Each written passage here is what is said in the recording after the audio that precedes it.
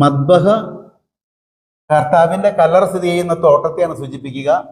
ബലിപീഠം കർത്താവിന്റെ കല്ലറയാണ് സൂചിപ്പിക്കുക. അപ്പൊ കർത്താവിന്റെ കല്ലറ സ്ഥിതി ചെയ്യുന്ന തോട്ടത്തില്, കർത്താവിന്റെ കല്ലറയില് ഇതാ യേശുവിന്റെ ശരീരം ഇറക്കി വെക്കുന്ന സൂചിപ്പിക്കുകയാണ്. കാസിയും വിലാസിയും ആ ബലിപീഠത്തിൽ ഇറക്കി വെക്കുമ്പോൾ അത് കഴിഞ്ഞിട്ട് ശോശപ്പ കൊണ്ട് മൂടുന്നുണ്ട്. നിങ്ങൾക്കറിയാം ശോശപ്പ എന്താണെന്നറിയോ? ഇതാണ് ശോശപ്പ എന്നുള്ള തിരുവസ്ത്രം. ഇതാണ് ശോശപ്പ എന്നുള്ള തിരുവസ്ത്രം. ഈ ശോശപ്പ കൊണ്ട് ബലിവസ്തുക്കള് മൂടുമ്പോൾ കർത്താവിന്റെ കല്ലറവാതിൽ കല്ലുരുട്ടി മൂടുന്നു. ഇനി കുർബാനയിൽ തന്നെ കുറച്ച് കഴിയുമ്പോൾ ഈ ശോശപ്പ ഇങ്ങനെ ചുരുട്ടി വെക്കുന്ന ഒരു ഭാഗമുണ്ട്.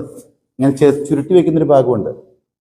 ഈ ഭാഗം സൂചിപ്പിക്കുക, ഈ അനുഷ്ഠാനം സൂചിപ്പിക്കുക, കർത്താവ് ഉയർത്തെഴുന്നേറ്റ് പോയില്ലേ?